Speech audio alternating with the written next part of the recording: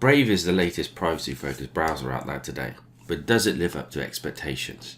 Hello, it's Mark here from Q3 Tech Zone with this Brave browser review. Friends and colleagues have been telling me for a while now that I should give Brave browser a try. And I was a bit hesitant because, as you know, you don't want to go through the hassle of migrating all of your bookmarks, your favorites, your extensions and everything across onto a new platform and using a new platform.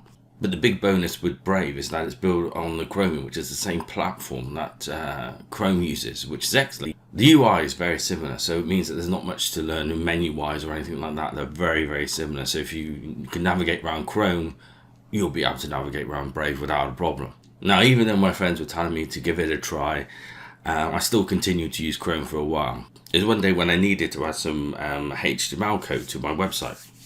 And this HTML code had an image and a URL link built into the HTML piece of code. And for some reason, when I was using Chrome, when I would add that into my web browsing application tool, what would actually happen is that the URL would appear, but there'd be no image for some reason, and I wasn't sure why. And I was thinking, after a while, I'm going to need to test it in another browser. And so I thought, why not give Brave a try? So I thought, in for a penny, in for a pound, as some people in the UK would say, and went ahead and installed Brave.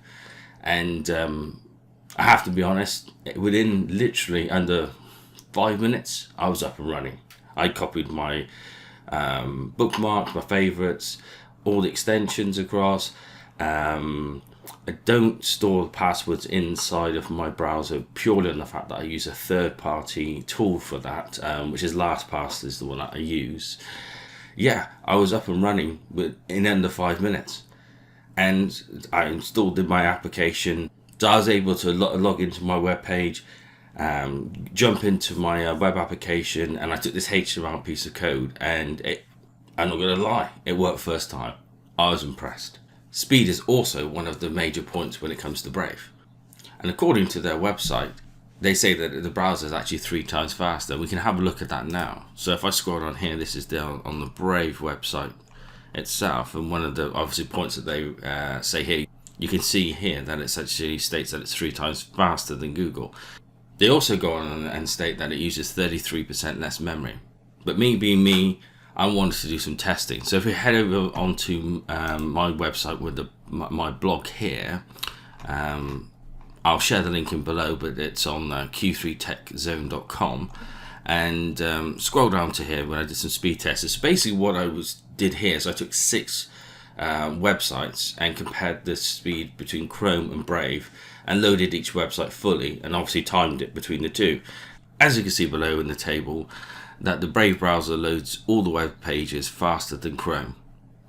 And I also checked here in Device Manager between Brave and Chrome both running at the same time, and you can actually see that the CPU usage is lower with Brave, and also the memory usage is lower. That I'm just doing the maths in my head here, and I reckon that's at least 5 times less and a bit more.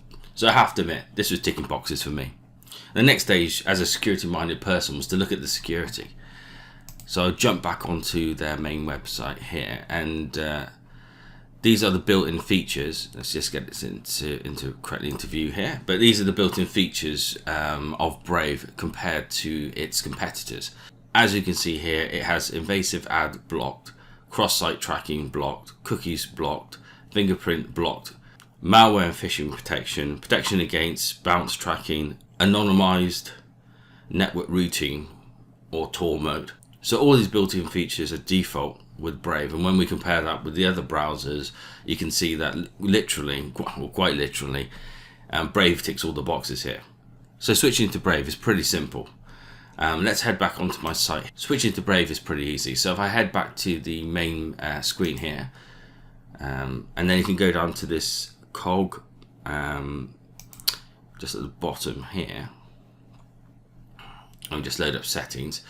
And in settings, we can go to bookmarks and import. We can go to import bookmarks and settings. And here on this particular machine, as it's a VM, it's just got the Edge installed, but an Internet Explorer. But you've got browser history, favorites and bookmarks, save password, and search engine. And I just compare that to my machine, which I took on my website where I use Chrome, you've got browser history, favorites, bookmarks, save passwords, and extensions. So all of that I was able to migrate across onto Brave. Literally one click. As you load the browser, it gives you the option, do you want to import? And it was just simply click yes to that, and within 30 seconds I had my bookmarks, my extensions, all my favorites were there, and as you can see from here, and extensions were all loaded, and yeah, I was able to log in to my third-party password manager and get started. It's fantastic. Now if we come back up here to the toolbar, you'll see Brave Rewards.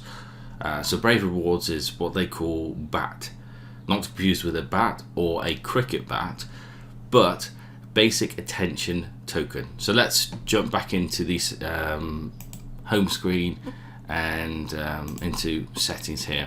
So coming to settings, you've got the tab at the top here for Brave Rewards. So we're now at the Brave Rewards home screen, and this gives you the options to switch on the Brave Rewards.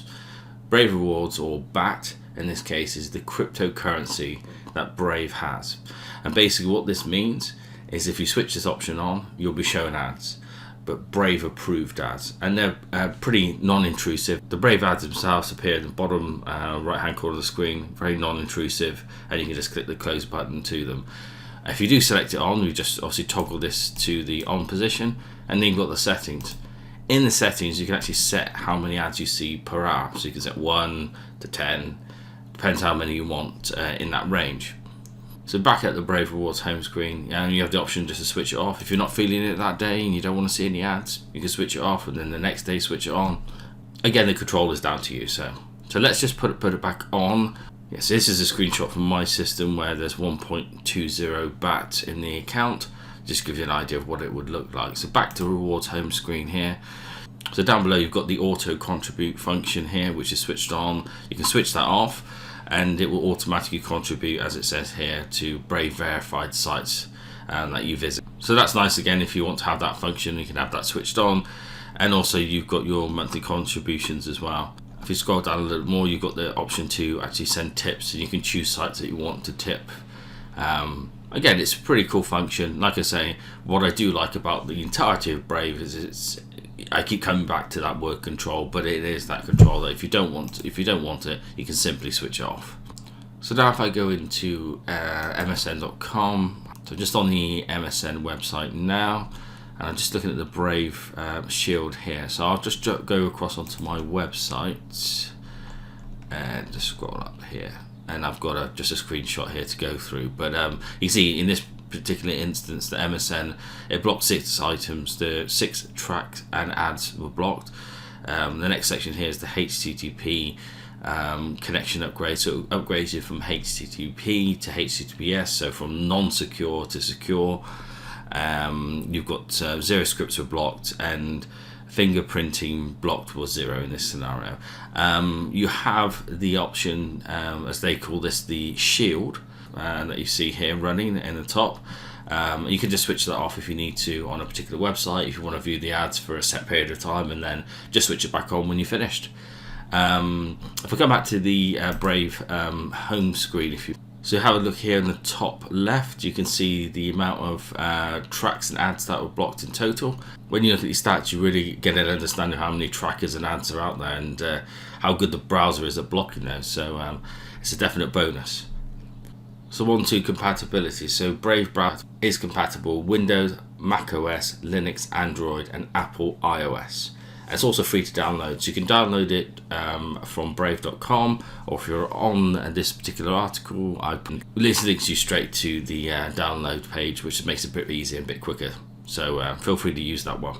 So now if I jump up into the top right here, and you've got the option for a new private window, which is your normal privacy browsing, but you've also got the option here for a new private window with Tor.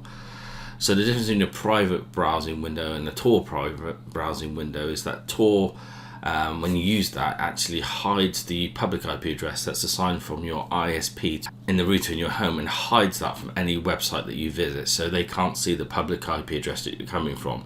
So it can be useful. So this is great if you really want to do anonymous browsing on the web. So it's a bonus that you've got the option in there if you need it.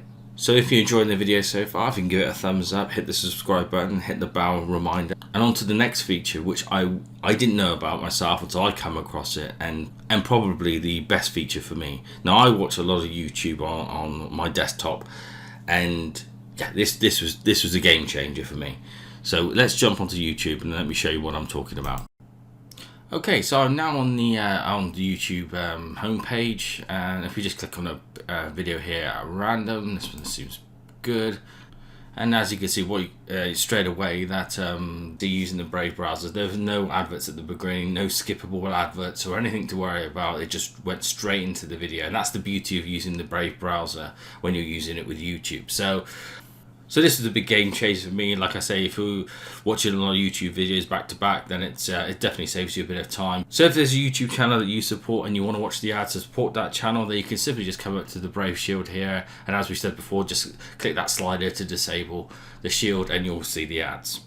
So in conclusion, if you're looking for a privacy-focused browser that has performance, memory saving, then definitely give Brave a try, because it certainly does fit the bill. And I would just like to say thank you for watching, and I will see you in the next one.